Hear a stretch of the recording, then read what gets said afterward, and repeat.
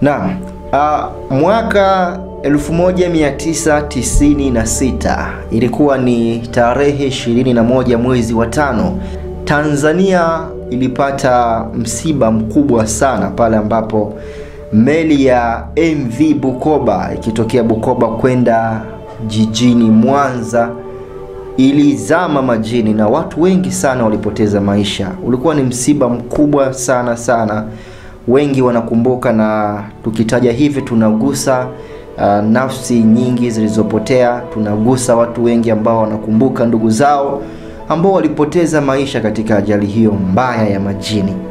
Lakini pia katika ajali hiyo, moja kati ya watu ambao walipata bahati kwa makusudi kabisa ya Mungu kuweza kuokoka. Wapo wengine ambao waliokoka, lakini mmoja kati ya watu ambao waliokoka tuko naye leo kwenye kipindi cha Ushuhuda, na alikuwa mtoto mdogo tu wa miaka 4, na yeye aliweza kupata bahati ya kuokoka kwenye ajali ile kubwa sana ya majini, wakati ambapo wazazi wake wao walipoteza maisha, lakini yeye akaweza kuokoka katika ajali ile. Tuko naye leo hapa kwenye kipindi chetu cha Ushuhuda. Anajulikana kama Samuel, na jina lingine ambalo wanamfahamu wengi ni Samuel MV Bukoba. Na kuitwa Samuel MV Bukoba ni kutokana na hii ajali ambayo ilipoteza maisha ya wazazi wake, lakini yeye aliweza kuokoka katika ajali hii mbaya ya majini. Pamoja na yote hayo, hakuweza kukumbuka majina ya wazazi wake, kiasi kwamba mpaka leo tunazungumza ni kijana ambaye hana ndugu yeyote, ndugu wa damu kutoka upande wa mama na upande wa baba. Hawafahamu kabisa. Ameishi kuwatafuta sana, lakini mpaka leo tunazungumza hajawahi kuwapata ndugu zake. Amepitia mengi sana mpaka leo kukutana naye hapa. Leo ni mwimbaji wa nyimbo za Injili, lakini kabla ya hapo amepitia mambo mengi sana, maisha magumu sana, changamoto za maisha. Kama unavyojua, huna baba, huna mama na uwafahamu ndugu, kuna maisha tu utayapitia. Yeye pia aliyapitia hayo maisha, na kwa bahati nzuri leo tumeweza kufanikiwa kukutana naye kwenye kipindi chetu cha Ushuhuda, darasa kubwa sana ambalo tumekuwa tukijifunza mambo mengi sana katika darasa hili. Tuko tayari kwa ajili ya kujifunza kupitia ushuhuda wake, na kuna mengi ambayo utakuja kuyafahamu iwapo utakubali kuongozana nasi tunapoanza darasa hili mpaka pale mwisho. Karibu sana. Jina langu mimi ni Jackton Msafiri, ni mwalimu katika darasa hili, na kusihi tuweze kuongozana mpaka pale mwisho. Karibu sana. Bwana Yesu asifiwe. Amina. Bwana Yesu asifiwe sana. Amina. Habari za uzima? Nzuri, namshukuru Mungu. Na furaha sana kuwa nawe leo kwenye kipindi chetu cha Ushuhuda. Amina. Karibu sana. Nimefurahi pia, Mungu awabariki. Amina. Hebu jitambulishe kwa majina yako ili mtazamaji na msikilizaji waweze kukufahamu. Kwa majina naitwa Samuel MV Bukoba. Ni mkazi wa Arusha kwa sasa, naishi Arusha. Nipo kule Arusha, ni mtumishi wa Mungu kupitia nyimbo za Injili, lakini ni manusura katika ajali ya meli MV Bukoba mwaka 96 tarehe 21 mwezi wa 5. Wengi wamekuwa wakifuatilia ushuhuda, ama niseme kwamba wengi walifuatilia ile ajali ya meli MV Bukoba. Kipindi hicho nilikuwa na wazazi wangu wote wawili, baba na mama, na wote waliweza kufariki. Kwa hiyo kwa sasa tunavyozungumza wewe ni mwimbaji wa nyimbo za Injili, si ndio? Ndio. Wow, hongera sana kwa hiyo huduma. Asante. Una nyimbo ngapi? Nina nyimbo nyingi. Ni nyingi. Album na album 3. Album 3. Na kuanza kuimba kabisa umeanza lini? Nimeanza mwaka 2013. Mwaka 2013. Ndio. Wow. Sawa. Haya, huyo ndo tuko naye leo hapa, Samuel MV Bukoba. Kwa nini anasema Samuel MV Bukoba, na ilikuwaje hiyo ajali, na yeye ni manusura kwenye hiyo ajali? Kwa sasa ni mwimbaji. Kuna ushuhuda hapo na kuna historia kubwa ambayo naamini tutajifunza wote wapo, tutafuatilia mpaka mwisho. Kwa hiyo mimi namkaribisha hapa ili aweze kutupatia ushuhuda wake, historia yake kwa ujumla, ili tuweze kujifunza kupitia ushuhuda wake. Karibu sana.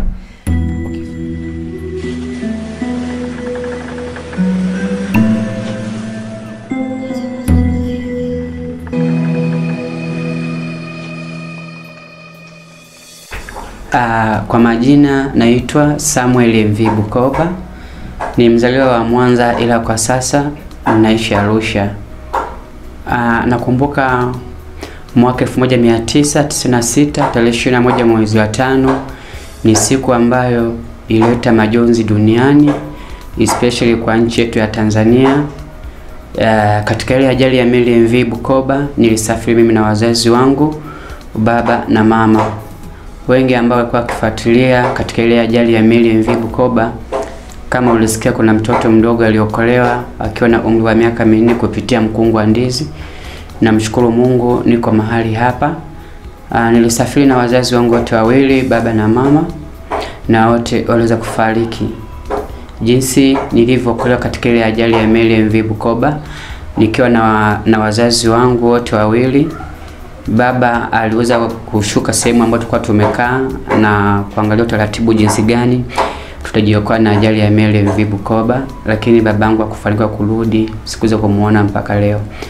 Nikawa nimebaki na mama akiwa anahangaika huku na huku jinsi gani tutajiokoa na ajali ya meli MV Bukoba. Sehemu tulikuwa tumekaa kulikuwa na mikungu ya ndizi ambayo kwa kisafirisha abiria.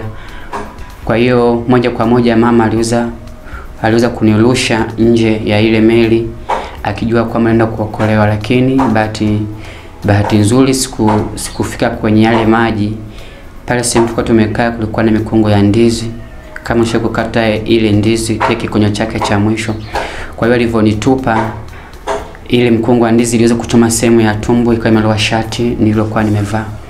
Kwa hiyo nikabaki naning'inia juu ya mkungu wa ndizi, mama naye akaondoka. Kwa hiyo nikabaki nahangaika pale juu ya mkungu wa ndizi, ule mkungu wa ndizi huku niachia. Bahati mbaya nikawa nimekunywa maji na kupoteza fahamu. Kwa hiyo waokoaji walivyofika eneo lile walijua nimekufa, walijua ni maiti. Ndio akawa wamenichoma kwenye ule mkungu wa ndizi wakanitupia kwenye mtumbwi, ambao ule mtumbwi ulikuwa umekwaza maiti, kulikuwa na maiti kwenye ule mtumbwi. Kwa hiyo walivyonitupia kule kwenye ule mtumbwi akijua kwamba nimekufa, lakini bahati nzuri kuna zile makasi au nanga ndio ilichoma sehemu ya sikio, ilichoma maeneo hapa, kuna alama iko hapa. Ilivyochoma ikawa imeingia ndani ya sikio, ikawa imepasua, ilivyopasua fahamu zikawa zimerudi, nikaanza kulia nikiwa namuita mama. Lakini baada ya kuanza kulia wale waokoaji wakawa wamerudi eneo la tukio. Walivyosikia ile sauti, kwa hiyo wakawa wamerudi mpaka pale kwenye ule mtumbwi, wakaanza kuchambua zile maiti wakitafuta sauti inatokea wapi. Ndio wakawa wamenikuta nimenaswa na ile makasia au nanga, na baada ya hapo niliweza kuchukuliwa na kupelekwa hospitali ya Bugando kwa ajili ya matibabu. Baada ya kufika pale nilifanyiwa matibabu na walinirusha kwenye television, na baada ya kunirusha kwenye television kuna baba mmoja ambaye alikuwa mwenyeji wetu ambapo sehemu tulikuwa tumefikia. Jinsi nilivyoelezewa na yule baba baada ya kuja kunichukua, alivyoeleza pale hospitalini ni kwamba wazazi wangu walitoka sehemu moja panaitwa Msoma wakafikia Mabatini, wakachukua nyumba ya kupanga. Walivyochukua ile nyumba walikuwa na siku 3 kabla hawajafungua hata maboksi ya vitu vya nyumbani. Ndio wakawa wamesafiri kuelekea Bukoba na hawakufanikiwa kurudi, ndio mauti imewachukua. Kwa hiyo yule baba alivyokuja pale ndio wakamruhusu wakawa wamenichukua, na baada ya kunichukua tukawa tumeelekea Mwaloni kwenda kutazama maiti za wazazi wangu. Baada ya kufika Mwaloni, maiti ya kwanza kuipata yule baba alitambua ilikuwa ni maiti ya mamangu. Tukaendelea kutafuta maiti, baadaye ikaja boti ikiwa imebeba mwili wa babangu pia. Ikawa imepatikana, na baada ya kupatikana ilichukuliwa miili yote kwa sababu ilikuwa imeshaharibika. Haikuweza kuingia kwenye jeneza. Watu wengi walizikwa kwenye zile selfeti, ile mifuko. Kwa hiyo baba na mama walichukuliwa wakawekwa kwenye mfuko mmoja, wakawa wamefungwa kama mizoga. Tulielekea Igoma kwa ajili ya kuja kuzika, na baada ya kufika hapo wazazi wangu walizikwa kwenye kaburi moja. Baada ya hapo tukawa tumerudi nyumbani. Watu walivyosikia kwamba tumepata ajali kwenye kile chumba ambacho nilikuwa naishi mimi na wazazi wangu. Baada ya kusikia hivyo, waliweza kwenda kuvunja na kuiba kila kitu kilichoachwa na wazazi wangu. Kilichobaki waliacha ile zulia la kufutia miguu pamoja na kibatali, tulikuwa hatuna umeme, pamoja na neti. Hapo sasa naongelea sehemu tulikuwa tunaishi ni hapo Mabatini, Mwembe Giza, Mwanza. Baada ya hapo yule baba akawa amenichukua na kunipeleka, tukaenda polisi kwa ajili ya kwenda kutoa ripoti. Baada ya kufika pale, yule baba akawa ameelezea tukio zima. Wale maskari ndio akawa wamesema kwamba nielezee mimi kwa sababu mimi ndio najua vitu vilivyoachwa. Sikuweza kuelezea, nikawa tu nalia nakumbuka wazazi huku sikeli na nyuma. Baada ya hapo nikashindwa kesi, nikatoka tumerudi nyumbani. Ulishindwa yani? Nilishindwa kesi. Nilishindwa kujieleza. Kwa hiyo kesi ikawa imeisha hivyo tu, sikuendelea tena kufuatilia. Kwa hiyo yule baba kama nichukua tukarudi nyumbani. Baada ya kurudi nyumbani ndo akaanza kufuatilia mambo ya serikalini. Nikawa nimechukua kwenye kituo cha watoto yatima. Nikaanza kuishi pale kwenye kile kituo cha watoto yatima. Tuseme maisha yangu ya yatima yalianzia hapo. Nikiwa mtoto mdogo mwenye umri wa miaka 4. Baada ya kukaa pale, walitafuta zile nyaraka za wazazi lakini hazikufanikiwa kupatikana.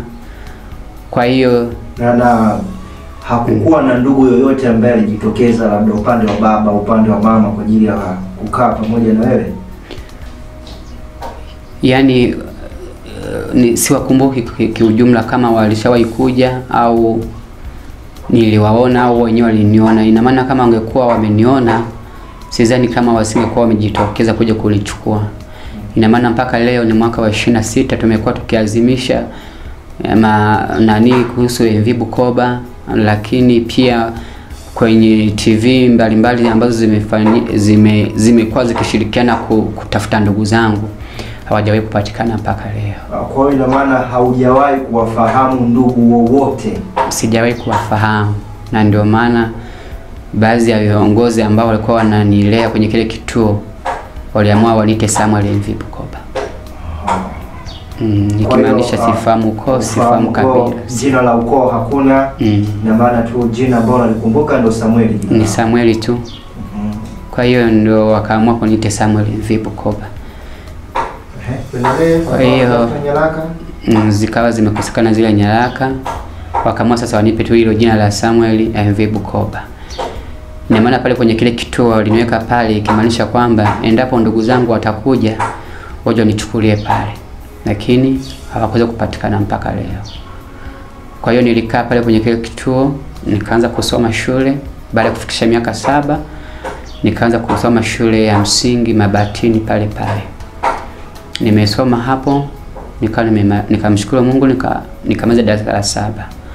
Nikafaulu kwenda sekondari. Nilifaulu kwenda sekondari ambayo ni sekondari ya serikali, ipo Nyamatongo, mkoa wa Mwanza, wilaya ya Sengerema. Kwa hiyo nikawa nikachukua chumba kule, nikaanza kuishi kule. Nikawa nimesoma miaka 2. Nimesoma miaka 2, wakawa wamenihamisha, wakanileta hapa tena Mwanza. Nikawa nimepata nafasi Mwanza Seko, nikaanza kusoma pale. Lakini baada ya kutolewa kule Nyamatongo, kuna mzee mmoja aliweza kuja kuwaomba pale kwenye kile kituo, ndio akawa ameambiwa afuatilie masuala ya ustawi wa jamii. Baada ya kufuatilia, akawa lengo lake alikuwa ameniomba nikaishi na yeye kama familia, kama mtoto wake wa kumzaa. Yule baba alinichukua, na baada ya kunichukua, yule baba alionyesha upendo wa kunipenda kama mtoto wake wa kumzaa. Niliishi vizuri hapo mwanzoni, lakini changamoto ilikuja kwa mama pamoja na watoto. Mama alikuwa akimfokea baba akisema kwamba huyu sio yatima, bali ni mtoto wako umezaa nje ya ndoa. Maisha yalikuwa magumu, nilianza kuteseka katika ile familia. Nilikuwa nimewekewa chumba ambacho nilikuwa naishi na watoto wa yule baba. Yule baba alifunika kupata watoto 5, wa kike 4, alafu wa kiume 1. Nikawa nimewekwa kwenye chumba ambacho alikuwa anaishi yule kijana. Kwa hiyo na mimi nilikuwa nalala kule. Lakini baadaye yule mama alizuia kwamba nisilale na mtoto wake. Kwa hiyo nikawa kulikuwa nyumba ile ilikuwa ni kubwa, alafu wale walikuwa ni matajiri. Baba alikuwa anafanya kazi serikalini, lakini mama pia naye alikuwa ni mwalimu wa shule ya msingi. Kwa hiyo nikawa niko pale, akawa amenihamisha kwenye kile chumba, akaniweka karibu, kulikuwa na kistoki kilikuwa karibu na jiko. Nikawa nalala pale. Niendelea kuishi hivyo hivyo kiugumu. Kipindi hicho baskeli zilikuwa zinatumika sana shuleni. Kwa hiyo wale watoto wake walikuwa wakitumia baskeli kwenda shuleni. Ila mimi nilikuwa bado sijanunuliwa ile baskeli. Na nilishinda kununuliwa baskeli kutokana na mama. Mama ndio alikuwa na sauti kuliko baba. Niliendelea kuishi kwa shida, niliendelea kuishi kwa taabu. Pale walikuwa wanafuga ng'ombe na nikawa yule mama ananiamsha usiku majira ya saa 10 kwanza kusomba maji. Pale nyumbani palikuwa na pipa 3 zile za chuma za kizamani. Nikawa naambiwa kwamba nisombelee maji nizijaze ndio nipate nafasi ya kwenda shule. Tulikuwa hakuna mabomba, bali palikuwa na vile visima vya kuchotea na choteo. Kwa hiyo nikawa nasomba maji ile usiku, nikishajaza najikuta nimeshajaza kwenye majira ya saa 11:30. Naanza kukamua. Ikifika saa 2 ndio naruhusiwa niende shuleni. Kwa mfano hata baba amenipa hela ya kula shuleni kule, yule mama anakuja alikuwa anajua kabisa nimepewa hela, anaanza kukagua madaftari yangu, na mimi nilikuwa na tabia ya nikipewa hela naweka katikati ya daftari. Alipogundua hivyo, kwa hiyo akawa anakuja na anakagua madaftari, anachukua zile hela.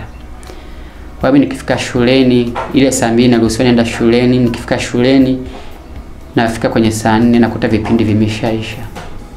Nafika tena kwenye adhabu. Maisha yazidi kuwa magumu. Nikiwa kule shuleni, wakati mwingine wa mapumziko nakwenda kunywa chai wenzangu, na mimi nakuwa nafuata nyuma. Nikawa ni mtu wa kuombaomba kila muda. Sasa wakati naendelea kuwa naombaomba hivyo, siku moja mwanafunzi tu mwingine akaniuliza kwamba hivi wewe Samuel, lini wewe utatununulia na sisi? Na kwa hiyo shuleni ulikuwa umeandikishwa jina gani? Nilibidi nitumie ukoo wa huyo mzee sasa. Kwa hiyo nikawa naitwa Samuel Pascal Ruhemeja. Majina ya huyo mzee alikuwa anaitwa Mzee Pascal Ruhemeja. Kwa hiyo nikiwa kule shuleni maisha yakazidi kuwa magumu. Huyo akakuuliza kwamba wewe kila siku tunakununulia, wote tununulia lini? Unaona? Nikawa sina jibu la kufanyaje, la kujibu. Kwa hiyo jina la Samuel kule shuleni likapotea. Nikaanza kuitwa ombaomba. Nikiwa kule shuleni. Sasa baada ya kwanza kuniita ile jina, nikawa naona aibu. Pale shuleni kulikuwa na mwembe mkubwa. Kwa hiyo akitoka kwenda kunywa chai, kwa sababu tayari wameshaniuliza swali la kwanza, alafu pia tayari jina nimeshabadilishiwa. Nikaamua kuwa wakitoka kwenda kunywa chai, mimi natoka nenda najificha nyuma ya mwembe, otherwise nabaki darasani. Unaona? Maisha yazidi kuwa magumu. Kwa hiyo yani nikajihisi kwamba ni mpweke, niko peke yangu. Niendelea kuishi hivyo hivyo. Tukitoka shuleni ile saa 8, wao wanawahi kufika nyumbani na baskeli. Mimi natembea kwa mguu.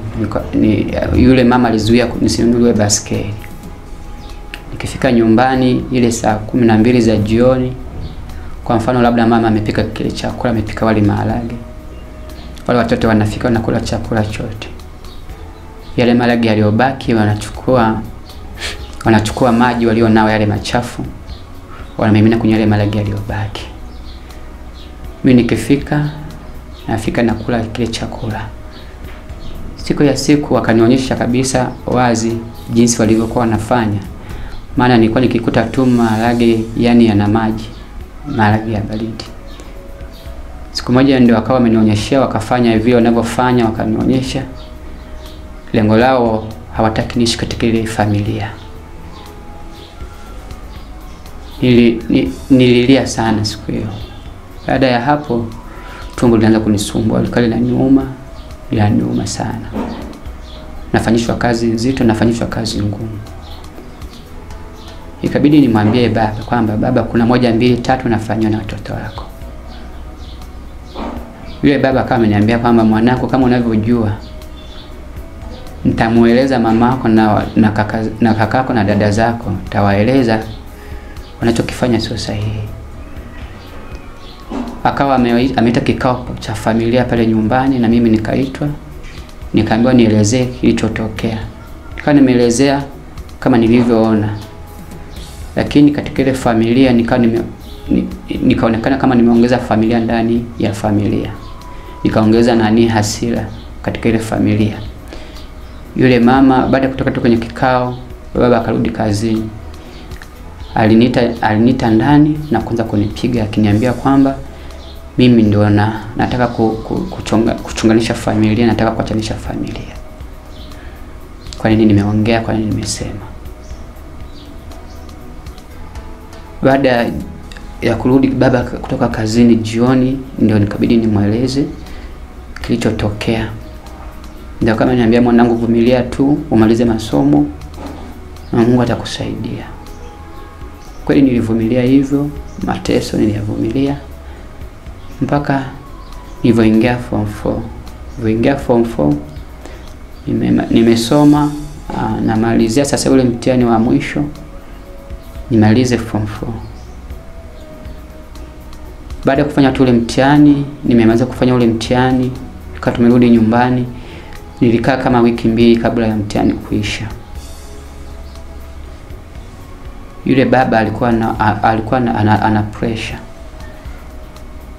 Sijajua kilimuua ni nini, lakini baada ya kuanza ule mtihani kama wiki 2, yule baba akawa amefariki. Kumbuka pale nilikaa kwa ajili ya yule baba, na ndio alikuwa mtetezi wangu. Ndio nilikuwa nategemea, ile ndio nguzo yangu, na akawa ameondoka.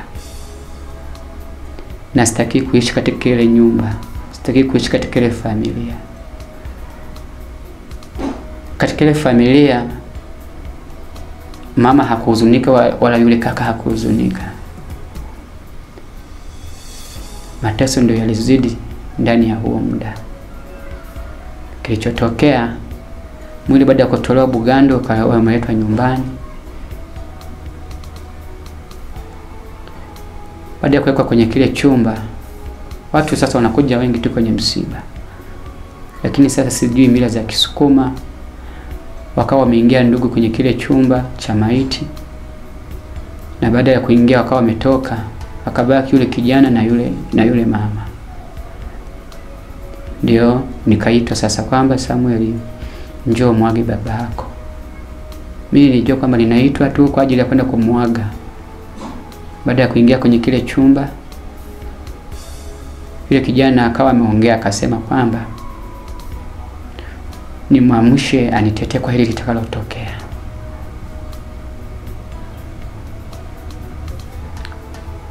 Sikuweza kuongea chochote zaidi ya kumwambia nitamwamshaje maiti ameshakufa. Akaniambia utajua. Akawa amefunga ule mlango, akatoka nje. Akamwacha yule mama pale mlangoni. Baada ya kumwacha, akatoka nje yule kijana, akaenda kakata mpira wa baskeli. Akaingia nao ndani ule mpira wa baskeli. Alianza kunipiga kwa kutumia ule mpira wa baskeli mbele ya maiti ya baba yake. Ule mpira ulipita sehemu yangu ya tumbo. Kama umenifuatilia, mguu wangu mmoja ni mfupi, kutokana na matatizo niliyoyapata, ilipita sehemu ya tumbo ikawa imechana mkono wa kushoto. Nikawa nimedondoka, damu zikaanza kutoka na povu likaanza kunitoka mdomoni. Nikapoteza fahamu. Ilikuwa ni usiku wa saa 2. Sasa wakati ile ananipiga, nilikuwa napiga kelele, naomba msaada, watu wanisaidie. Mlango ulikuwa umefungwa. Bahati nzuri waliweza kuvunja ule mlango, wakawa wameingia. Ndio wakanikuta. Kwanza walikutana na damu zinamwagika, wakajua ni mwili umeharibika. Waangalia pembeni, wakanikuta nimedondoka. damu zinaendelea kutoka. Ndio ilibidi wanichukue na kunipeleka hospitali moja inaitwa Seketule. Nilifikishwa huko nikafanywa matibabu, na baada ya kufanywa matibabu nikawa nimerudishwa tena usiku huo. Na alikuwa anakupiga, yani kosa ni nini? Walikuwa wataki nishike katika ile familia. Yule baba alionyesha mapenzi ya kunipenda kama mtoto wake kuniza. Kwa hiyo nilikuwa na nafasi ya upendeleo. Na yule baba aliniambia kwamba mwanangu, na kuonyesha mapenzi ya upendo kama ulivyokuwa na wazazi wako baba na mama. Lengo lake alikuwa, yani ni muda mwingi nilikuwa nakaa nalia tu. Yani muda mwingi nikiwa pale nyumbani nilikuwa ni mtu wa kulia tu.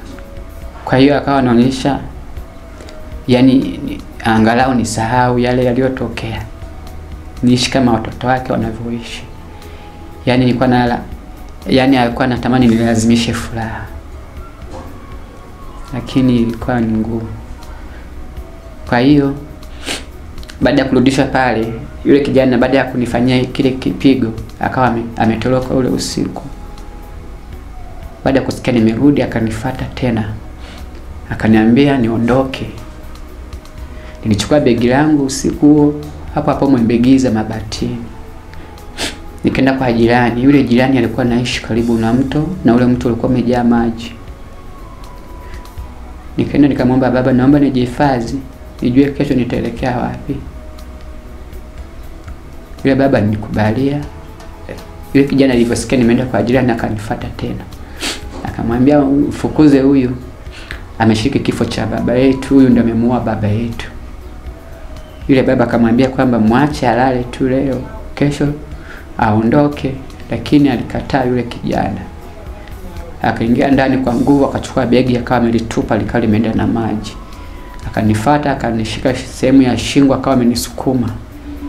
Hivyo nisukuma, bahati nzuri sikudumbukia kwenye maji, nikawa nimeshika mti. Hivyo shika mti, ile sehemu ya tumbo nikawa nimeitonyesha tena, damu zikaanza kunitoka. Niko porini peke yangu majira ya saa 5. Nikaanza kulia, ikabidi nivue shati nilikuwa nimevaa, nikafunga sehemu ya tumbo kuzuia damu isiendelee kutoka.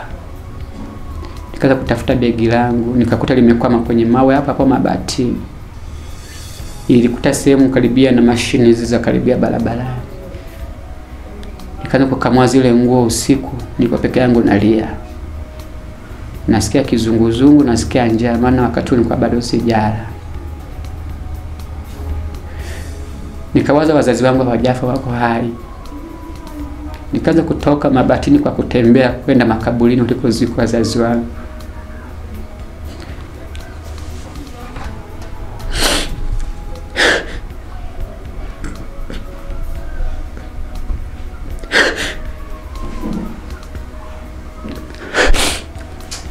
Pole sana.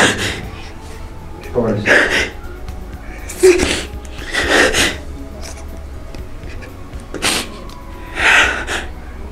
Niliondoka usiku wa saa 8 za usiku. Nasikia maumivu makali ya tumbo kuelekea makaburini. Nilifika yale makaburi, kulikuwa na walinzi wanalinda. Nilijipenyeza nikaa nimeenda kwenye kaburi moja kwa moja kwenye kaburi la wazazi wangu. Baada ya kufika pale, nikapanda juu ya kaburi.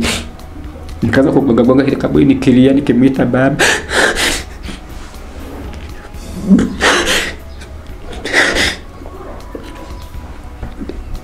Lakini hawakuweza kuamka. Ndio wale walinzi wakawa wamenisikia nikilia pale kaburini.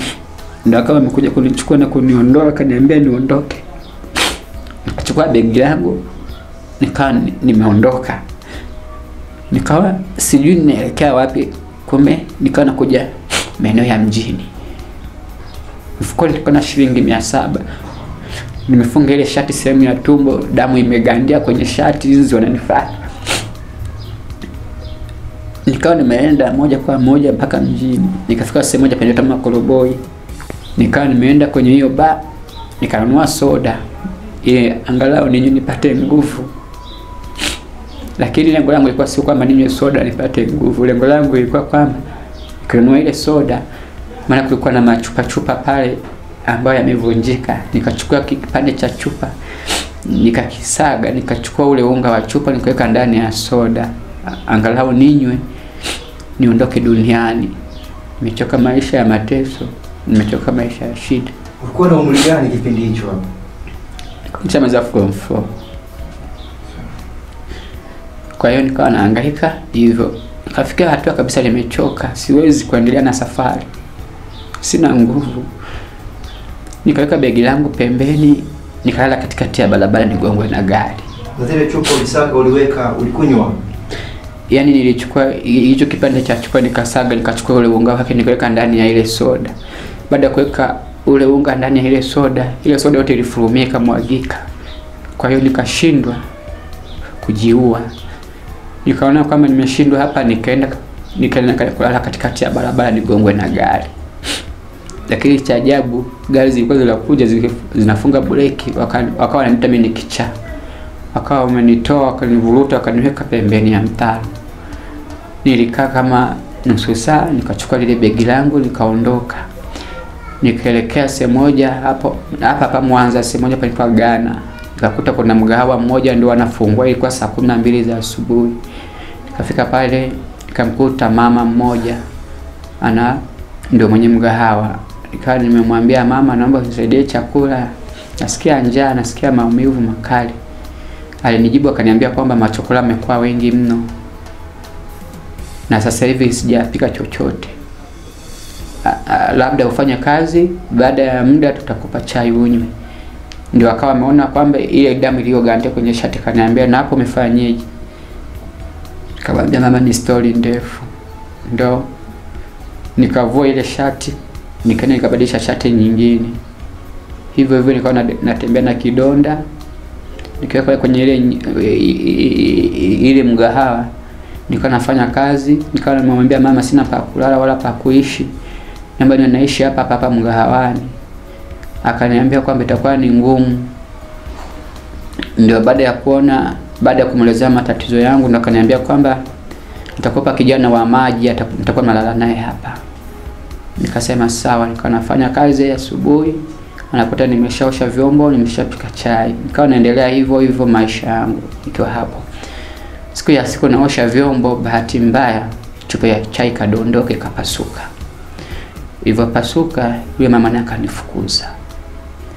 Hivyo nifukuza, nikachukua begi langu nikaelekea Kamanga Ferry. Pale Kamanga Ferry kulikuwa na ile magari yanaenda Geita, yanaitwa Lushanga.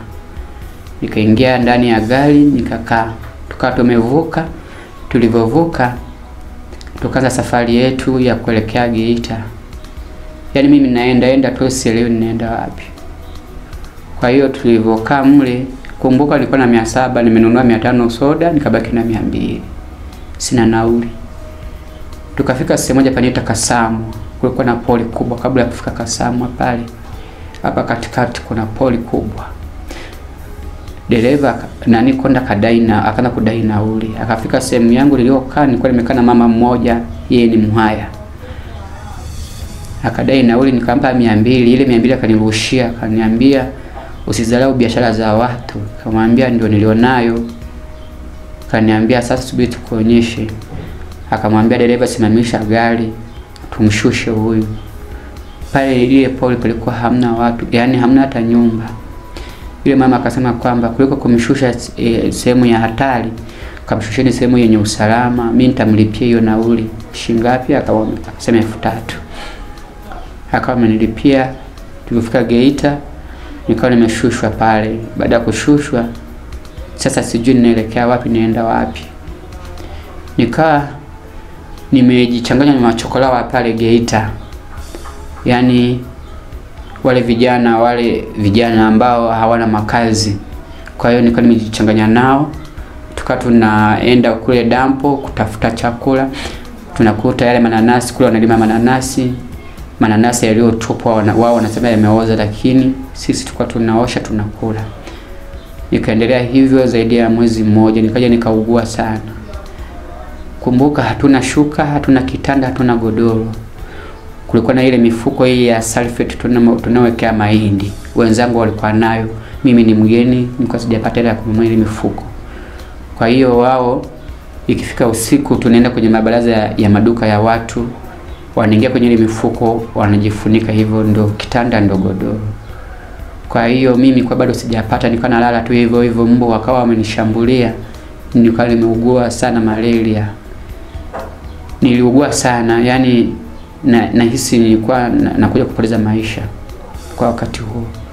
Lakini namshukuru Mungu nilipona bila dawa. Ingawa niliugua sana, nilikonda sana. Baadaye nikaja nikazoea maisha ya uchokola. Yakuwa tunalala nje, tunaenda tunakula vyakula ambavyo vimeshaoza. Baada ya hapo sasa mimi nina ufahamu, nilisoma, nikina kutafuta kazi. Nikajiondoa kwa wale wenzangu, nikana kutafuta kazi. Nilipata kazi sehemu moja panaitwa Shirabela kwa mama moja, nika mama Omari. Na hapo matokeo yalikuwaje sasa? Maana unasema ulikuwa umesoma na umehitimu. Matokeo kutoka vizuri. Haikutoka vizuri. Haukufaulu. Sikufaulu. Ulipata wastani ngapi? Yaani nilipata 0 kabisa. Kwa hiyo nikapata kazi kwa mama Omari ya kuuza vitumbua. Nikawa natembeza vitumbua pale Geita, natembeza hivyo. Siku ya siku nikaingia kwenye ofisi moja. Hiyo ofisi ni ya ulinzi. Bahati nzuri nikamkuta bosi. Nilipomkuta yule bosi, baada ya kuuza vitumbua nikaanza kulia. Akaniambia, umekuja kulia, umekuja kuuza vitumbua? Nikamwambia, baba naomba unipate dakika 2 tu nisikilize. Yaani nimeshachoka na maisha. Vitumbua vyenyewe nauza yani haviuziki, maana vilikuwa ni vitumbua vya chenga vyeusi. Naona. Kwa hiyo akanisikiliza, nikamweleza background ya maisha yangu. Akaniambia kwamba wewe unajua kupika nini? Sasa nilijifunza kwa yule mama vitu vingi, nilikuwa naangalia wanavyopika, wanavyofanya. Nikabidi niongee uongo, nikasema kwamba mimi nimesomea mambo ya hotel management. Akasema sawa, unajua kupika nini na nini? Nikamweleza najua kupika supu sijui nini, nikamweleza vitu vingi. Akaniambia mimi nina hoteli Arusha, twende ukafanye kazi Arusha, utakuwa nakulipa mshahara 100,000 kwa mwezi.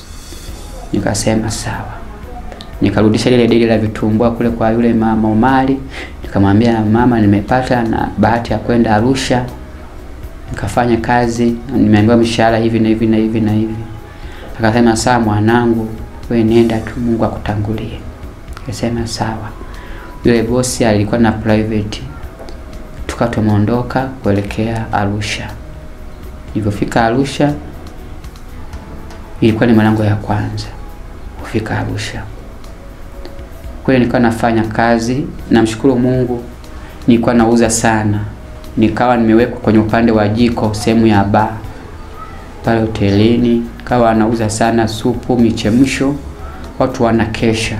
Kwa hiyo kwa sababu mimi nilikuwa sina sehemu ya kulala, nilikuwa nalala tu mchana, naenda nalala stock. Kulikuwa na godoro ambapo kuna watu wa night walikuwa nalala huko na mimi nalala huko. Unaona.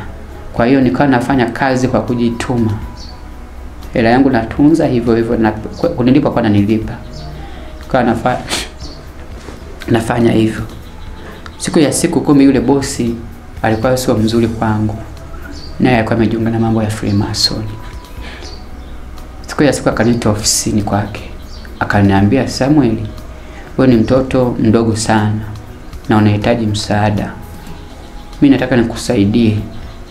Utakuwa tajiri, utakuwa na magari, utakuwa na majumba, utakuwa na pesa zako. Wewe hauna ndugu, hauna wazazi.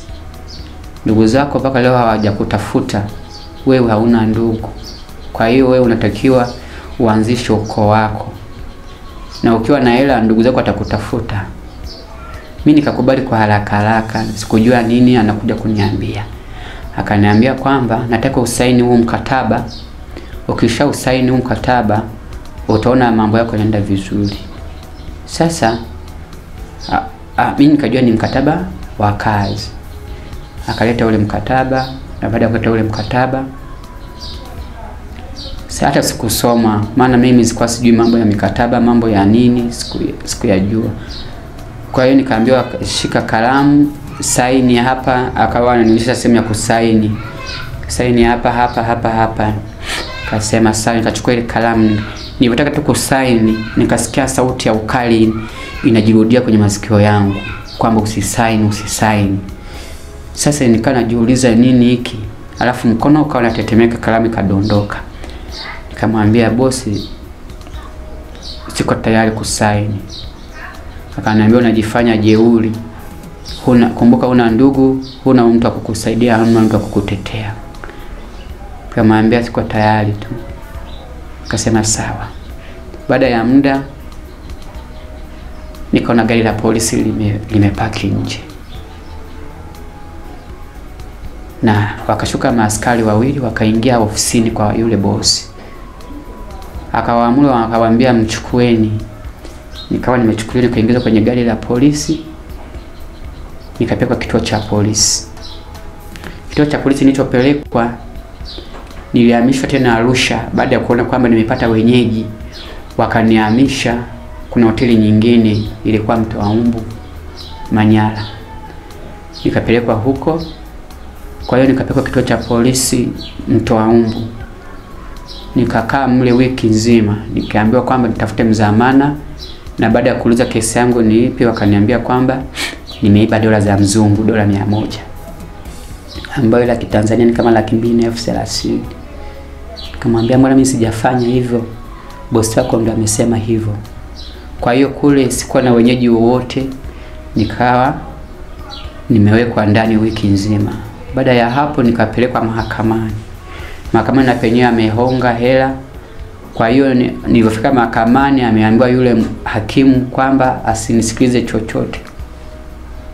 Baada ya kufika mahakamani nikaulizwa mimi dini yangu ni dini gani. Nikamwambia mimi ni Mkristo. Nikapewa Biblia, nikaambiwa nyosha juu. Akaanza kuniambia kwamba maneno nataka kuwa nayaongea ndio nafuatisha hayo maneno. Nikawa nafuatisha yale maneno, kumbe najifunga. Nikawa nimehukumiwa miezi 6 kwenda jela. Ikaja gari kanichukua nikawekwa humo ndani. Ukahukumiwa kwa kosa gani? La wizi, nimeiba hela ya dola za mzungu. Kwa hiyo moja kwa moja nikapelekwa Kisongo. Niliingia tarehe 15 mwezi wa 10 gereza la Kisongo. Baada ya kuingia pale ndio ilikuwa malango ya kwanza. Nikavulishwa zile nguo nilizokuwa nazo, nikavalishwa yale majezi ya gereza la Kisongo. Kwa hiyo nikafanana na wenzangu. Nikanyolewa, nikaanza kutumikia kifungo changu. Nikawa nenda nafanya kazi za nati, na nafanya kazi humo ndani. Ni kazi ngumu. Chakula kikawa kinanishinda kula. Halafu sasa kile kipindi nilipopigwa Mwanza, kumbe damu nilivyochana na ule mpira, damu nyingine ilivujia kwa ndani. Ile damu ikatengeneza uvimbe, ikawa inaoza ndani ya tumbo. Kwa hiyo nikaa kule gerezani, tumbo likawa linanisumbua kutokana na kile chakula ninachokula. Nikawa naumwa sana. Wakati mwingine napelekwa zahanati, naenda natibiwa, narudishwa gerezani. Hivyo nikaendelea kutumika. Namshukuru Mungu nikiwa kule gerezani. Tarehe ambayo nilikuwa natakiwa nitoke mwezi wa 3. Unaona, lakini ninamshukuru Mungu nikatoka kwa msamaha wa rais wa 9 Desemba, sikukuu ya uhuru. Nikaachiwa kwa msamaha. Nilivyoachiwa nikawa nimeondoka. Baada ya kutoka pale getini, nikachukua sasa nguo zangu zilipotea, hazikuonekana. Kwa hiyo nikapewa oversize nguo za mtu mzima. Nikawa nimevaa hivyo, nikafunga na kamba. Nikaondoka. Niko kwa mguu, hata viatu vyenyewe hamna tena. Nikarudi kwa yule bosi Arusha kumuomba msamaha. Nilipofika pale walinifukuza kama mbwa, wakaniambia niondoke. Nikawa nimeondoka. Yaani nikawa tena kama nikarudia maisha ya Geita ya uchokola. Nikaanza tu kutembea Arusha huko hivyo. Nikaenda sehemu moja panaitwa Njiro. Niseme tu kwamba yule mama alishaniruhusu kumtaja. Nikafika Njiro, nikawa kuna sehemu kuna kanisa la kinabii, nikawa nimeingia mle kanisani, nikakuta wanaomba wanalia sana. Sasa mimi nikajua kwamba ni maombi tu, na mimi nikafanyaje, nikaanza kulia. Sasa watu wakajua kwamba nanena kwa lugha, kumbe mimi nilikuwa nalia kutokana na maumivu ya tumbo linaniuma, alafu nasikia njaa. Nimetoka gerezani sijala, maana tuliachwa majira ya saa 7. Kufika Arusha mjini niliingia kwenye saa 10. Kwa hiyo na mimi nikaanza kulia. Sasa bahati nzuri ndani ya lile kanisa kulikuwa na mtangazaji mmoja wa Radio 5. Akanifuata, nikamweleza, nikamwambia kaka, nikaninunulie chakula kwanza. Hapa nimetoka gerezani nasikia tumbo linaniuma. Akawa amenunulia chakula, wali maharage na soda, nikawa nimekula. Nikawa nimepata nguvu, nikamweleza. Baada ya kumweleza nikamwambia kaka, mimi naumwa, tumbo linaniuma sana. Kuna 1 2 3, yani kama background ya maisha yangu mpaka nilipotoka gerezani. Akaniambia utakuwa uko tayari ukaombe msaada redioni? Nikasema niko tayari. Twende kaombe msaada ukapate la matibabu. Kweli niliingia Radio 5, nikawa nimeomba msaada, na nimshukuru Mungu wa Tanzania wenzangu walinisaidia. Nilipata kama 600. Na akawa ameongea ameongea na kakake yupo KCMC Moshi, ni dokta. Akaniambia kuna mdogo wangu anakuja huko, naomba umfanyie huduma ingawa najua likizo yako imeshafika. Akasema sasa mwambie aje. Nikawa nimeenda, nilifika pale KCMC, pale nje wanauza majeneza, wanauza sanda, mashada. Nikasema kwamba yani nishajikatia tamaa ya kuishi, nawaza kifo tu, nawaza mauti tu. Nikasema kwamba naweza nikafa, naomba nisizikwe kama wazazi wangu walivyozikwa. Nikaenda nikaulizia jeneza, wakaniambia wanauza 150,000. Sanda akaniambia 50,000. Yule muuza majeneza akaniuliza, mbona wewe kijana mdogo unaulizia majeneza, umefiwa na ndugu zako? Nikamwambia hapana, nimeuliza tu. Sema haya. Nikaenda kumuona huyo dokta, akaniambia kwamba tukiingiza kwanza ultrasound tuangalie. Kwa hiyo nia yako ilikuwa ni kwamba unauliza vile kwa ajili yako mwenyewe? Kwa ajili yangu, kwamba ninaweza nikafa, maana tayari ninaenda kufanywa operation, siwezi kujua kama nitapona au nitakufa. Kwa hiyo nikaonana na dokta, akaniingiza ultrasound. Waliponiingiza ultrasound wakaona kitu kimevimba ndani ya tumbo, mkono wangu wa kushoto. Wakasema kwamba una uvimbe, tunatakiwa tuutoe na umeshaoza. Nikasema sawa. Akaniambia gharama 400 unayo? Nikamwambia yeye ninayo. Nikampa ile hela, nikabaki na ile 200,000 sasa ya jeneza na nini na sanda. Nikamwambia yule dokta, endapo nitakufa, nimeshaulizia jeneza na sanda, hapa 200,000, endapo nitakufa, naomba kaninunulie jeneza na sanda, alafu manispa watanizika.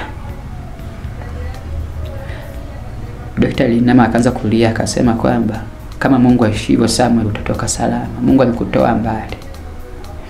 Akasema sawa. Nikawa nimeingizwa odini. Nikafanywa upasuaji. Kilitolewa kitu kama ini kinanuka, kimeoza. Kumbe ni ile damu ilijitengeneza kama ini.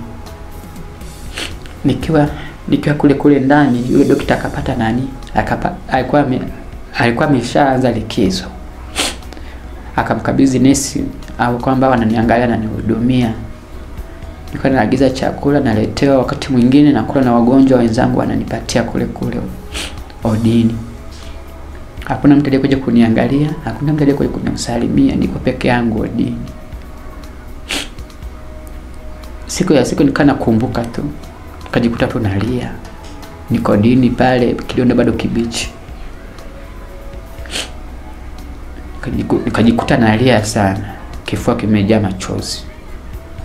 ndio nilipata ule wimbo unaosema nani anifute machozi, sioni tumaini, sioni faraja, niko didi peke yangu. Namshukuru Mungu, nilipata nguvu, nikatoka KCMC nikaja Arusha. Nilipokuja Arusha, ile 200,000 nienda kununua kigodoro kidogo vile vya wanafunzi, nikanunua na jiko, nikanunua sufuria 2 na nyingine nikanunua chakula, alafu nikapanga chumba, nikalipiaga 20,000. Maana chumba walikuwa nafanya 5,500 kwa mwezi. Kwa hiyo nikalipia miezi 4. Nikakaa pale, nikawa najitahidi kutafuta kazi. Ndio nikapata kazi kwa mama moja anaitwa Mama Kileo, yupo pale Njiro Arusha. Nikawa nafanya kazi pale na akwana nilipa 1,500 kwa mwezi. Nikawa nafanya kazi pale, natunza hela yangu. Kazi gani? Ya hoteli. Kwa hiyo nikawa napika pale, nafanya kazi hivyo hivyo. Yaani hakugundua chochote kama mimi naumwa. Maana ningemwambia naumwa asingenipokea. Kazi ya moto ni mbaya ukiwa na hiyo shida ya upasuaji. Kwa hiyo nilikuwa nafanya kazi kwa kujificha ficha, asijui chochote, asigundue chochote. Kwa hiyo nikawa nafanya kazi hivyo, hela zangu nikipata naweka, nanunua kitu fulani, napeleka zingine studio kwenda nikaanza kuona rekodi. Kwa mara ya kwanza kabisa nilirekodi album nasema inahusu maisha yangu, ilikuwa inaitwa MV Bukoba. Kwa hiyo nilikuwa naendelea hivyo, naenda makanisani, naomba. Na kwa kipindi chote hicho kupata misukosuko yote hiyo, kwenye imani ilikuwaje? Yaani ulikuwa Mkristo ambaye uko imara, ulikuwa umeshaokoka, umempokea Kristo, ama ilikuwaje? Hujaeleza hiyo. Nilikuwa niseme kwamba kwa upande wa Mwanza nilikuwa nasali makanisa ya AIC, Africa Inland Church. Na hujatoka Mwanza. Na nilibatizwa maji mengi. Kwa hiyo nilivyoenda kule nilikuwa ni mtu ambaye napenda kuimba. Kwa hiyo hata huko nilikuwa naenda kwenye hizo kwaya za AIC naimba. Wakati nikiwa mdogo nilikuwa naimba. Kwa hiyo kalama nilikuwa nayo. Hata nilipofika Arusha nilikuwa napenda hicho kitu cha kufanya cha kuimba. Unaona, kwa hiyo nikawa nimefanya hizo recording. Yaani hata kuimba nilikuwa sijui, lakini shauku yangu ni kumtumikia Mungu. Maana kile kitendo cha kuniokoa, ukiangalia kwenye ile ajali kulikuwa na watu wasomi, watu wenye pesa zao, kulikuwa na watoto wengi. Kwa nini Mungu mimi aliniacha peke yangu? Kwa hiyo kuna jambo la kujifikiria mara mbili kwamba kuna kusudi ambalo Mungu ameliacha na ninaomba ile kusudi litimie. Sijui kama nitakuwa mchungaji au sijui kama nitakuwa ni mwimbaji huyo, sijafahamu. Kwa hiyo ndio nilikuwa nafanya hizo huduma, naenda makanisani, naenda naimba, watu wananisupport, wananunua CD zangu hivyo. Nikawa naendelea hivyo. Baada ya muda nikaanza sasa kujitegemea mwenyewe, yani nikasimama mimi kama mimi. Nikawa nimepata mama mmoja kutoka Uingereza.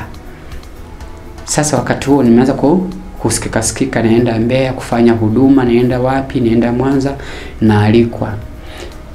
Nilipofika Mbeya nilipata kibali sana Mbeya. Nikapata sehemu ya kwenda kufanya huduma. Wakanishauri kwamba Samuel, ili huduma yako ikue zaidi, fanya nini? Fanya tamasha, uzindue albamu nyingine. Nilikuwa nimeshafanya hivyo. Nilikuwa nimeshafanya video. Kwa hiyo yule mama wa Uingereza akasema kwamba ameonyeshwa kwamba mimi ametumwa nisaidie. Unaona, katika ndoto zake anavyosema kwamba alionyeshwa kwamba kuna mtoto natakiwa akamsaidie, na huyo mtoto alibiriki kwenye ajali ya meli MV Bukoba. Sasa yeye anasema kwamba alikuwa anifahamu na hajawahi kunisikia. Akawa ameonyeshwa kwenye ndoto yuko hivi na hivi na hivi na hivi na hivi. Ndio akawa ameingia mtandaoni akapata namba zangu akanipigia. Aliponipigia akaniambia kwamba Samuel, nimetumwa na Mungu nije nikusaidie. Nikasema sawa. Wakati huo nilikuwa Tunduma huko Mbeya. mkoa wa Songwe kwa sasa. Kwa nafanya huduma, akanipigia usiku wa saa 8. Wakati huo nilikuwa nimelala, nikakuta miss call na message ameandika are you Samuel? Nikamwambia yes. Nikajitambulisha, na baada ya kujitambulisha na yeye aliamka kwa kukuta voice nimemtumia. Ndio kama nitafuta, kaniambia Mungu amenituma nikusaidie wewe mwanangu. Kasema sawa. Akasema nitakuja Tanzania kwa ajili yako. Kasema sawa. Kwa hiyo akanikatia tiketi ya ndege kutoka Mbeya kuja Dar es Salaam. Akasema tukutane Dar es Salaam. Simjui, hanijui. Kawa nipanda ndege kwa mara ya kwanza kabisa, kupanda ndege. Kaenda kukutana Dar es Salaam. Tukaja naye mpaka nyumbani. Alikaa nyumbani kwangu siku 3 kwenye geto langu ambalo nimepanga. Sasa nikasema kwamba mama, nikakutafutia hoteli, lakini alikataa. Akasema hapana, mimi nitakuwa nalala hapa. Nikasema mbona ili nijaribu, mimi mtoto wa kiume, yeye ni mwanamke, nitafanyaje? Ikabidi nimwite rafiki yangu nije nikae naye pale kulinda ushuhuda. Tukata nalala sebuleni sisi, yeye analala chumbani. Imemaliza usiku, akawa ameaga kurudi Uingereza. Alivyorudi nikawa nimepata sasa sehemu ya kufanya nini, tamasha Mbeya, sehemu moja panaitwa Uyole. Nilipopata kanisa hilo, watu walijipanga kunisupport. Akanipigia simu akaniambia, mwanangu, umelia vya kutosha, naomba ukafanyie ukumbi wa Tugimbe. Yeye akawa amegoogle kauone ukumbi wa Tugimbe ni 1,500,000 kwa siku moja. Akagoogle Mkapa, maana ukumbi alikuwa ameshachukua na Leo John Lissu, alikuwa anayekuwa na event kipindi hicho. Tukaenda Mkapa 1,000,000. Akanitumia 500,000 nikaenda kulipia advance. Akaniambia vitu vingine, sijui vyombo, kutoa ma DVD ya kuuza kwenye huo ukumbi, tiketi nini, nikope hela mahali popote, yeye akija atatoa ile pesa. Nikafanya vile vitu vyote, hizo PA za magari, kualika waimbaji nini, vitu vingi nikafanya. Nikakopa kwa mama mmoja alikuwa anauza mabegi. Nikakopa 3.5 Nikamwambia kwamba mama, vimepatikana hivi hapa, kila kitu nilichokuwa nakifanya. Nikamuonyesha vibali polisi nini, nikamuonyesha kila kitu. Akasema sawa, hiyo ni ndogo sana, mimi nitakuja kuilipa. Kweli akaja kwenye tamasha. Alipokuja kwenye tamasha, siku hiyo ilinyesha sana mvua. Akaniambia kwamba Samueli, mimi sikujua kama nani hela hizi inakuwa nyingi. Huyu mtu mwenyewe ni Mtanzania, ni mtu wa Singida. Akasema kwa hiyo hapa natakiwa hela, alafu bahati mbaya nimesahau kadi, kwa hiyo sina kadi. Nilizidi kuchanganyikiwa kwenye tamasha, yani mishipa ikanyanyuka. Nikasema nafanya nini? Na yule mtu tuliyemkopa yupo kwenye tamasha, anasubiria hela yake. Maana nimwambia njoo, nimpa uhakika kwamba hela yako inapatikana baada ya tamasha, ile ikipatikana nakupa hapo. Akawepo yule mama, na yeye amechukua dukani, anauzaga mabegi. Unaona, hela ikupatikana kaka, ilipatikana 800,000 cash. Unaona, yule mama akaahidi atatoa milioni 2 kwamba akirudi Uingereza atanitumia ile pesa. Alivyorudi Uingereza, alipofika Uingereza akaniblock kila mahali. Akaniblock WhatsApp, Facebook, Twitter, Instagram, akaniblock. Kwa hiyo nikawa namtafuta simpati. Yule mama alichokifanya, akaenda polisi, akaongea na maskari, wakanifuata pale, walikuja kubeba kila kitu kilichopo nyumbani. Wakaenda kusamanisha ile hela yao kama itapatikana. Walipata 200,000 na 500,000. Vitu vyote, friji, vitanda, magodoro, nini, vitu vingi. Nilikuwa nimepata vitu yani kwenye nyumba. Nikaachiwa Masai shuka nakumbuka, na nguo zangu tu. Nikaanza upya tena. Maisha yakarudi upya, nikaanza maisha yalizidi kuwa magumu. Kwa hiyo nikawa katika ile 3.5 milioni nikaanza kuhangaika kwenda makanisani, naimba, watu wananisapoti, nikawa mwaminifu. Kile kiasi kilichobaki nikawa nimelipa mpaka ile la milioni 3, nililipa milioni 3 na laki 2. Iliyobaki akaniambia nimekusamee, wewe endelea na maisha. Nikaendelea na maisha yangu. Kwa hiyo nikaanza tena moja.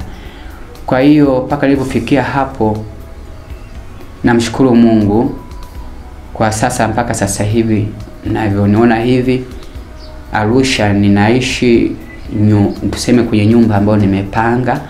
Ninaishi na mdogo wangu mmoja ambaye naye ni yatima, alitupwa. Yeye alitupwa wakati hata kitovu hajakatwa. Kwa hiyo alikuwa naishi kwenye kile kituo nilichokuwa nalelewa mimi. Kwa hiyo nilikuwa na tabia ya kwenda kuwasalimia. Nikienda kule na analia, anasema kaka, tunaondoka wote Arusha. Ikabidi nifanyeje? Nifanye utaratibu wa kumchukua, nikawa naishi naye kama mdogo wangu. Kwa hiyo amesoma shule ya msingi, amemaliza, amefaulu, akaenda sekondari. Alifaulu shule moja iko huko sehemu moja panaitwa Ntama Kisiwani.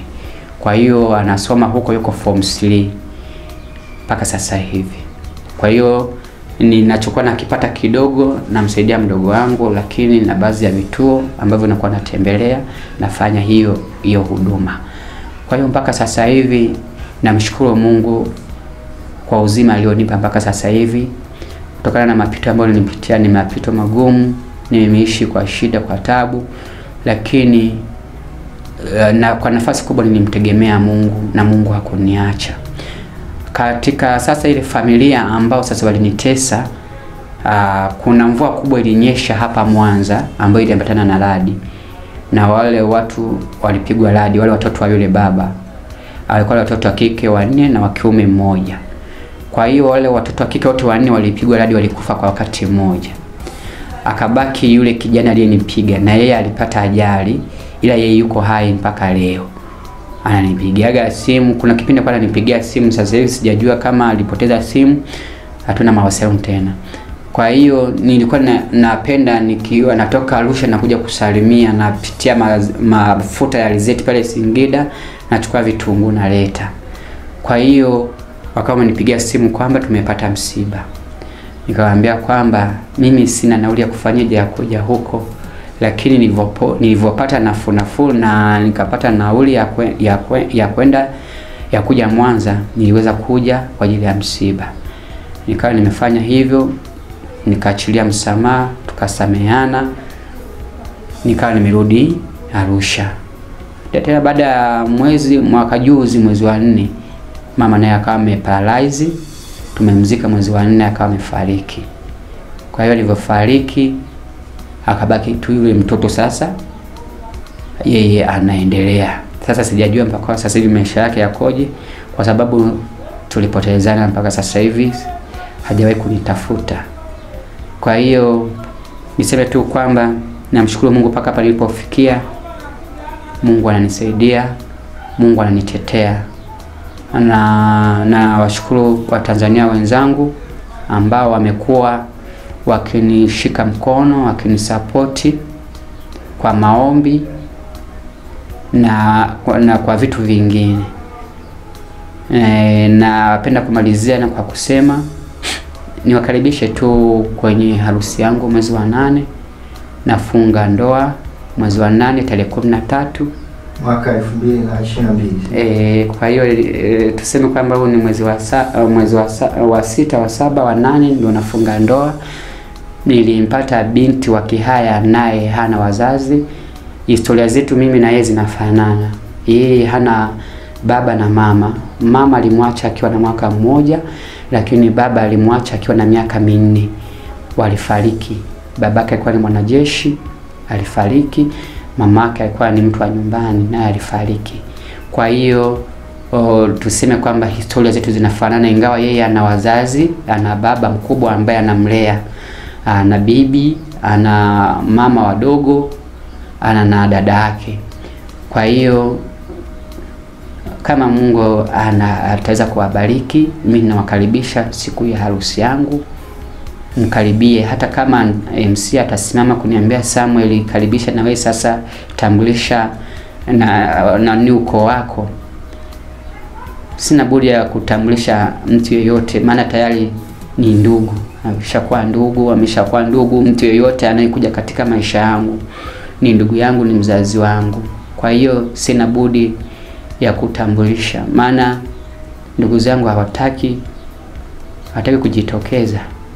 Sielewi ni nini. Kwa hiyo ndugu zangu ni wale wa Mungu, wale walio ndani ya Kristo. Mungu amenipa wazazi wengi, amenipa ndugu wengi.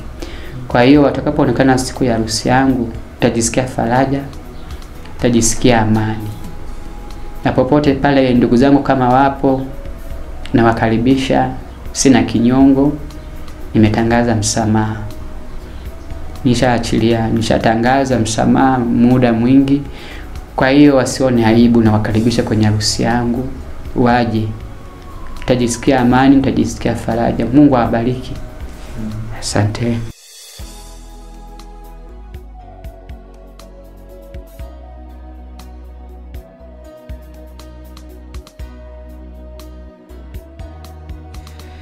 Amina, tunashukuru sana. Samuel ametualika kwenye harusi yake, atafanya hivi karibuni, na tunafurahi kwa mwaliko huo, na amesema sisi ambao tunafuatilia ndio ndugu. Kwa hiyo inafanyika wapi? Itafanyika Singida. Singida. Wilaya ya Mkalama, tarafa ya Ndago. Kwa nini Singida sasa? Wakati unakaa Arusha na Singida, kuna watu ambao wamejitolea kama sehemu ya ndugu zangu. Waniandalia harusi. Kwa hiyo wakasema kwamba sisi tutakuandalia harusi kama harusi, lakini vitu ambavyo tunahitaji na wewe ujitegemee. Ufanye juu chini, upate shira ya mke wako, upate nguo za send off na suti zako za kwenye harusi. Kwa hiyo wakaniambia nitafute hivyo vitu, lakini hiyo sehemu nyingine wananisupport wao. Okay. Kwa hiyo na mimi ndio najaribu kupambana kutafuta hela ya kununua hizo suti na nguo za mke wangu. Amina. Sawa. Tukirudi nyuma kidogo, umeeleza kwamba haukubahatika kufahamu ndugu zako, upande wa baba na upande wa mama. Lakini bila shaka unakumbuka jina la baba yako na mama yako? Hapana, ningekuwa nakumbuka otherwise labda wange nani ningekuwa wameshanipata ndugu. Labda niseme ndugu, labda nasema wapo. Kwa sababu nisema kwamba hawapo. Wapo. Lakini walivyosikia labda unaitwa Samuel Mvibu Koba, na wenyewe labda wanajua kwamba nilikuwa naitwa mtu fulani. Alafu nakuja unajua kwamba naitwa Samuel Mvibu Koba, labda ndio jina linalowachanganya. Aha. Kwa hiyo jina la baba na la mama hauyakumbuki kabisa? Siyakumbuki. Sawa. Ni historia hiyo ya kusikitisha. Amepoteza wazazi kwenye ajali ya meli, na kwa bahati mbaya alikuwa ni mtoto mdogo tu, miaka 4. Kwa hiyo hakumbuki jina la baba yake, jina la mama yake, na ajali ile iliua watu wengi. Kwa hiyo wengi walipoteza maisha, na wapo wengi ambao hawakufahamika majina ni akina nani walikuwa mle. Wapo waliobahatika kufahamika majina yao, lakini wapo wengi pia ambao hawakufahamika ni akina nani na walizikwa kwenye halaiki. Kwa hiyo iko hivyo. Samuel pia ni mmoja kati ya wale ambao hakufahamika kuwafahamu ndugu, wazazi wake, majina na hata ndugu.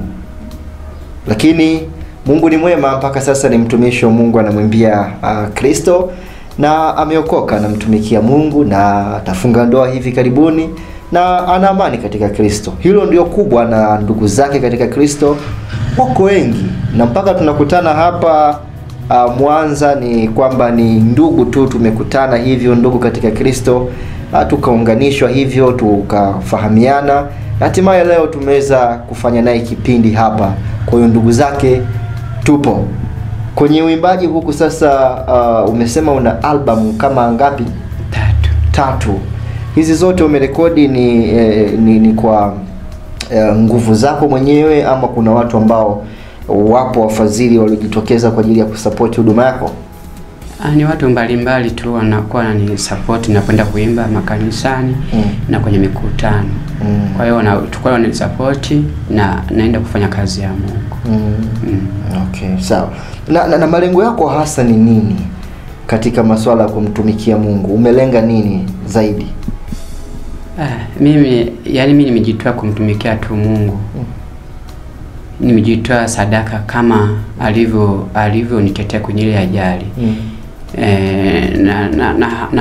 Na hapo mbele Mungu atakapokuwa amenisaidia, nimekuwa na familia yangu, ina maana mimi nitaanzisha ukoo wangu, nitaanzisha familia yangu. Kwa hiyo Mungu tu anisaidie na mimi angalau huko mbele akinibariki niwe na maisha mazuri, niweze kusaidia na mayatima wenzangu na watu wanaopitia kwenye changamoto. Ina maana kwamba Mungu paka kuniacha kwamba huku nyuma yangu kuna watu ambao wananitegemea mimi. Ingawa sina kitu, sina msaada, lakini kuna watu wananitazama mimi. Ila mimi siwezi kujua, lakini nina msururu ambao unanifuata mimi. Wananiangalia kwamba kama Samuel Mungu aliweza kumtetea kwenye ile ajali ya meli MV Bukoba. Kama Samuel Mungu alimtetea na sumu, alimtetea gerezani, alimtetea kupigwa, na leo yuko na amani. Mimi ni nani nianze kulia? Kuna watu wanasema kwamba wamepitia majaribu, kuna watu wanasema wao ni mayatima. Lakini unakuta wana bibi zao, wana babu, wana nani, shangazi, unaona. Lakini mimi pamoja na kwamba sina nani ndugu yoyote ambaye namtegemea, hata kama nikiumwa kwamba nikamwelezea kwamba shangazi naumwa nisaidie ya dawa, sina mtu wa kumwelezea, lakini namshukuru Mungu. Mungu anatumia watu wake wananisupport. Sawa. Nikushukuru sana wewe ambaye umeendelea kufuatilia hapo na umefuatilia historia hii ya ushuhuda huu wa Samuel, kijana Samuel, na mengi ameyazungumza. Mimi sitaki kurudia yale ambayo ameyasema, lakini wewe ambaye umesikiliza na umebarikiwa na kile ambacho umekisikia hapa kwa namna moja au nyingine, ana malengo, umesikia anatamani sana kusaidia watu ambao ni mayatima, hawana makazi, hawana ndugu kama hivyo. Ndio mpango huo mkubwa ambao ni shauku kubwa, si ndio? Ndio. Nadhani ndio shauku yako kubwa sana. Kwa sababu nimeyaisha mazingira na ninaendelea kuyaishi mpaka leo. Kwa hiyo naelewa changamoto wanazopitia wenzangu. Amina. Basi inawezekana akafikia hayo malengo, lakini pia na wewe unaweza ukafanya kitu kwa ajili ya kumsupport kwa namna yoyote ili aweze kufikia hayo malengo. Kwenye nyimbo zako ambazo umeimba, ni wimbo gani ambao huwa umekuwa ushuhuda na hata ukiwimba we mwenyewe kuna kitu unakihisi, unapata hisia kubwa sana? Ni wimbo gani?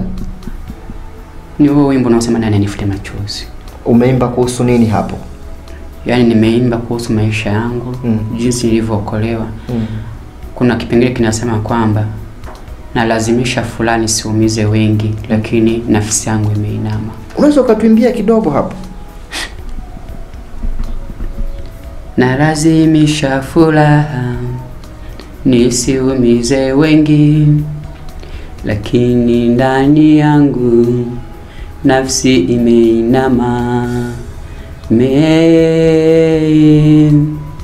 21 ingefutwa isiwepo duniani, maji na kishindo cha meli nayo masikioni mwangu. Wa wimbo nikiwimbaga moyo wangu na niuma, na fikiria mbali, na ilazimisha fulani siumize wengi, lakini moyo wangu umeinama. Ni pale najikuta yani najaribu kujichanganya na wenzangu, lakini inakuwa ni ngumu. Amina. Sawa. Kuna watu hapa wamesikia leo kwa mara ya kwanza, hawajaona nyimbo zako, hawajazisikia. Wanazipataje? Kuna album 3. Mtu akitaka kupata kazi zako hizi anazipataje? Nisema kwa watu ambao wapo mikoani wanahitaji kunipata. Tuseme wachungaji wengi wanakuwa wananialika, wanavyofuatilia hivi vipindi kama hivi, wanavyokuwa wananialika, natembea na CD zangu, sijapata meneja wa kunisambazia kazi zangu. Kwa hiyo mimi mwenyewe nakuwa natembea na kazi zangu. Kwa hiyo wananipigia simu, wanahitaji CD, wanahitaji, nimetoa CD na flash na vitabu vya historia ya maisha yangu. Kwa hiyo wananipigia simu, nawatumia, au naenda kwenye mikutano na nauza huko, wananisapoti. Lakini kwa wale watu wenye simu kubwa wanaotumia mitandao ya kijamii, na ukiingia YouTube ukiandika Samuel MV Bukoba, unapata nyimbo zangu. Utumia tu jina Samuel MV Bukoba, zipo nyimbo zangu nyingi, watazipata. Sawa. Hebu tupatie mawasiliano pia, watu wanataka kukualika ama kukusupport kwa jambo lolote, harusi ndio inakuja hapo, na malengo yako mengine kwa ujumla. Karibu, mawasiliano yako ni yapi? Mimi nashukuru. Kwanza kabla ya kutaja mawasiliano, niseme tu kwamba Pramaba TV Mungu awabariki sana. Amen. Sikutegemea kama naweza kukutana na watu kama nyinyi. Najua ni watumishi wa Mungu, mnasafiri mikoa mbalimbali, hata nafasi kuipata, namshukuru Mungu. Mungu awabariki kwa kazi mnayoifanya. Amen. Ninachotaka kusema tu kwamba swala langu la harusi kwangu ni gumu sana. Yaani ni kitu ambacho yani sijawahi kukifanya na sijategemea kama nitakuja kufanya. Yaani kinanichanganya akili. Tofauti na kunisupport kwa mchango, ninahitaji maombi sana. Amen. Yaani mtu anayenitazama na nisikiliza, naombeni maombi yenu sana. Ili swala kwangu ni gumu, na namuomba Mungu anitie nguvu, anitetee. Kwa mawasiliano, wachungaji mnaonisikiliza, mnahitaji huduma yangu, mnahitaji kunisupport kupitia huduma, nashukuru, nitashukuru na zaidi ya kushukuru. Namba zangu za simu natumia line 2 ya Voda na ya Tigo, 0759 262577, 0759262577. Alafu namba ya Tigo 0710 236612, 0710 236612. Katika hilo jina nililo save kwenye hiyo namba natumia Samuel Pascal Luhimeja, natumia majina ya yule baba aliyenilea. Kwa hiyo ndio natumia ubini wake, Samuel Pascal Luhimeja. Ndio. Amina. Kitu cha mwisho ambacho ungependa kukiacha kwa yule ambaye amefuatilia ushuhuda wako na kipindi hiki kwa ujumla, unamwambia nini ambacho unatamani abaki ni ujumbe kutoka kwa Samuel? Niseme tu kwa upande wa watu mnaonitazama, mnaonifuatilia, niseme kwamba mimi ni mtoto wa agano. Mimi ni sanduku la agano, yani ni mtoto wa kusudi. Napenda kuacha na ujumbe kwamba niwatie moyo, mwe na imani ya kusonga mbele, msikate tamaa. Usije ukajiona kwamba wewe umepitia, kuna watu waliopitia zaidi yako. Jaribu lako lina mlango wa kutokea. Mimi kama mimi Samuel, niseme kama nilivyosema ni mtoto wa agano. Ina maana kama angekuwa ni mtu mwingine angekuwa tayari ameshajiua, lakini kwa sababu Mungu alikuwa ananifuatilia, anatuma malaika wake, na ndio maana alikuwa pamoja na mimi. Kila nilichokuwa nahisi kufanya kilikuwa kinashindikana, kinakuwa kigumu. Kwa hiyo hata kuna wazazi mnaishi na watoto sio wa kwenu, mnaishi na mayatima, mnaishi na wagane, mnaishi na wajane, mnaishi na watoto ambao kwa kwenye maisha magumu. Sio kwamba walipenda kuondokewa na wazazi wao. Mnapokuwa mnaishi na watoto kama hao, ishini nao kama watoto wenu wa kuzaa. Mnachokula na wenyewe wapeni wale, hawajapenda waondoke na wazazi. Unaona, kwa mfano hata kama amenunua nyama nusu, ukimpatia hata pingili moja, yeye atalizika. Yaani mimi kwa mfano hata kipindi kile mtu akininunulia hata ile biskuti, hata ile barafu, yani moyo wangu unachangamka na furahia, kwa sababu ni vitu ambavyo sivipati nyumbani. Wao wanakula nyama, mimi napewa maharage. Kwa hiyo tuishi na watoto hao kama watoto wenu wa kuwadhaa, kwa sababu hamjui kesho. Kesho anayojua ni Mungu. Wangekuwa wanajua hawa walionitesa, walionipiga, kwamba Samuel kesho atakuwa mtu aina gani, wasingefanya hivyo, lakini bado wanajuta na kulia. Kila siku ananiomba msamaha, lakini mimi nilishaachia msamaha. Na kitu kikubwa zaidi katika maisha yetu, tumeambiwa tusamehe 7 mara 70. Hata kama mtu amekukosea kiasi gani, wewe msamehe tu. Mimi nishaachilia msamaha, nimesamehe hata kama nilifanywa mambo mazito, ingawa kwamba kuna wakati mwingine nakumbuka nalia kwamba hawa watu nimewasamehe. Ni kweli nimewasamehe, lakini kama kwa mfano wangekuwa wameniua, msamaha ningeutoa wapi? Lakini katika Biblia tumeambiwa tusamehe 7 mara 70 na tupendane. Kwa hiyo mimi nawapenda watu wote walionikosea, hata kama moyo wangu unauma, hata kama moyo wangu una maumivu, nilishaachilia, nina amani. Nishasamehe. Kwa hiyo neno la mwisho tu niwatie moyo, usikate tamaa, tumaini bado lipo. Endelea kuachilia na kusamehe. Mungu awabariki sana. Amina, amina.